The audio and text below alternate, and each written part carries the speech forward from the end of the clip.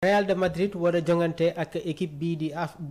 bii di Barcelone mu war a nekk tamit le classico bi war a am gannaaw suba dimanche donc ñaari équipe yi dinañu jongante waat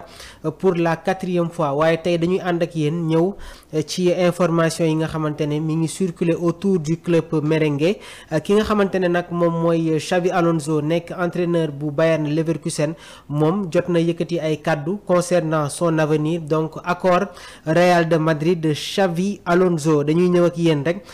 dëgtal leen li nga xamante ne moom mooy une information une approche beaucoup plus approfondie donc Xavi Alonso jot na annoncé son départ de Leverkusen en fin de saison. La tendance à une arrivée au Real de Madrid prend de l'ampleur donc comme ni ñu leen ko évoqué le Real de Madrid tient son nouvel homme fort muy Xavi Alonso bi nga xamante ne probablement moom moo war a remplacer Carlo Ancelotti après la Coupe du Monde des clubs. Il s'est engagé pour 3 ans donc jamono ji nag le feuilleton trouve enfin son épilogue selon Marca bi nga xamante ne moo joxe bi la information. Le Real de Madrid ak Xavi Alonso jot nañu sceller un accord pour confier les rênes de l'équipe première à l'actuel entraîneur du Bayern Leverkusen. Donc le technicien basque dina jël officiellement ses fonctions après la Coupe du Monde des clubs. En attendant, un intérim mené par Santiago Solari devrait assurer li nga xamante ne nag moom mooy la transition. Donc c'est la fin d'une ère,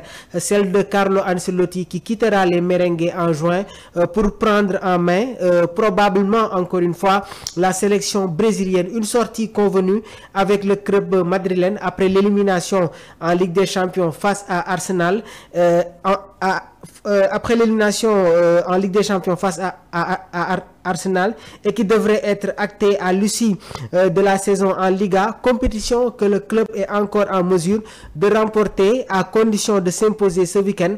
dans un classico crucial. Un contrat de 3 ans et un staff choisi, donc priorité de la direction madrilène depuis plusieurs mois. Xavi Alonso jot na joxe tamit son aval après de nombreux échanges informels, donc dina engagé wu pour 3 saisons et arrivera avec un staff en partie renouvelé. Parmi les fidèles dina am ki nga xamante ne nag moom mooy Sebas Paria moom moo war a occuper le rôle d'adjoint, tandis que Alberto Encinas, préparateur physique passé par le Barça en 2011-2012 est actuellement en poste en Allemagne. Donc mu nekkoon ni tamit information yi nga xamante ne ñu ngi leen koy toppal suñu mbokk internet yi waaye tamit am na un projet clair des recrutements. Le Real de Madrid a aussi posé les bases du projet sportif avec son futur entraîneur. Comme toujours, le club day garder la main sur le recrutement. Donc Xavi Alonso nag aura son mot à dire mais s'inscrit dans la politique sportive dictée depuis plusieurs saisons, c'est-à-dire miser sur des talents capables de s'imposer à court et long terme. Donc le Basque a